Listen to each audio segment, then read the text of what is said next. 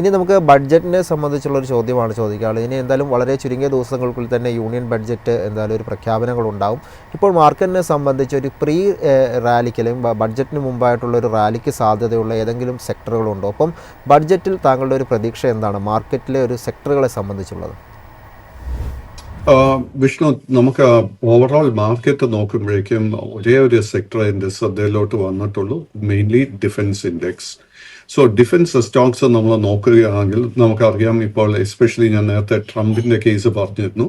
So my expectation is that India മാത്രമല്ല, almost എല്ലാ വേൾഡിലുള്ള എല്ലാ മേജർ രാജ്യങ്ങളിലും അവരെല്ലാവരും മിലിറ്ററി സ്പെൻഡിങ്ങിൽ കുറെ കൂടെ ഫോക്കസ് നൽകാൻ നല്ല ചാൻസസ് ഉണ്ട്. ആൻഡ് ദ സെയിം തിങ് എനിക്ക് തോന്നുന്നത് ഇന്ത്യൻ യൂണിയൻ ബഡ്ജറ്റിൽ നമുക്ക് കാണാൻ സാധിക്കും.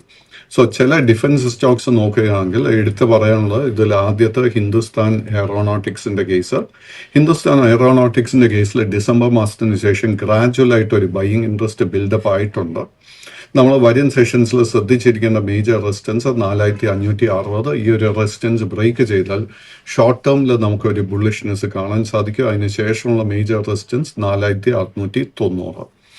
അതേസമയം നമ്മൾ ഭാരത് ഡൈനാമിക്സ് നോക്കുകയാണെങ്കിൽ നമ്മൾ ശ്രദ്ധിച്ചിരിക്കേണ്ട മേജർ ഇമ്മീഡിയറ്റ് റെസിസ്റ്റൻസ് 1570 രൂപ. ആ ഒരു റെസിസ്റ്റൻസ് ബ്രേക്ക് ചെയ്താൽ പിന്നീടുള്ള റെസിസ്റ്റൻസ് 1630. ആ ഒരു റെസിസ്റ്റൻസും കൂടെ ബ്രേക്ക് ചെയ്യാൻ സാധിച്ചു കഴിഞ്ഞാൽ ഷോർട്ട് ടേമിൽ നമുക്ക് നല്ല നേട്ടം കാണാൻ സാധിക്കും. ഭാരത് ഇലക്ട്രോണിക്സിന്റെ കേസിൽ already short term and long term രണ്ടും ബുള്ളിഷായി മാറിയിട്ടുണ്ട്. ഇമ്മീഡിയറ്റ് റെസിസ്റ്റൻസ് നമ്മൾ ശ്രദ്ധിക്കുന്നത് 420. 420 റെസിസ്റ്റൻസ് ബ്രേക്ക് ചെയ്ത് അതിന്റെ മുകളിൽ ക്ലോസ് ചെയ്യാൻ സാധിച്ചാൽ വലിയൊരു നേട്ടം ഷോർട്ട് ടേമിൽ പ്രതീക്ഷിക്കാം. ഭാരത് എർത്ത് മൂവേഴ്സിന്റെ കേസിൽ unfortunately both long and short term trend രണ്ടും ബെയറിഷായി തുടരുന്നു.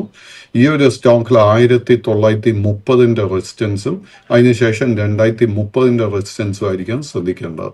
ആൻഡ് ഷിപ്പ് ബിൽഡിംഗ് സ്റ്റോക്സ് നോക്കുമ്പോഴേക്കും അറ്റ് ദ മൊമെന്റ് നമുക്ക് ഒരു അല്പം വീക്ക്നെസ് കാണാൻ സാധിക്കുന്നുണ്ടെങ്കിലും നമുക്ക് ബഡ്ജറ്റ് അടുക്കും തോറും ഈ ഒരു സ്റ്റോക്സിൽ എനിക്ക് ബൈയിങ് ഇൻട്രസ്റ്റ് എക്സ്പെക്ട് ചെയ്യുന്നുണ്ട്. സോ 2620 ആയിരിക്കണം നമ്മൾ ഗാർഡൻ റീച്ചിന്റെ കേസിൽ ശ്രദ്ധിച്ചിരിക്കേണ്ടത്.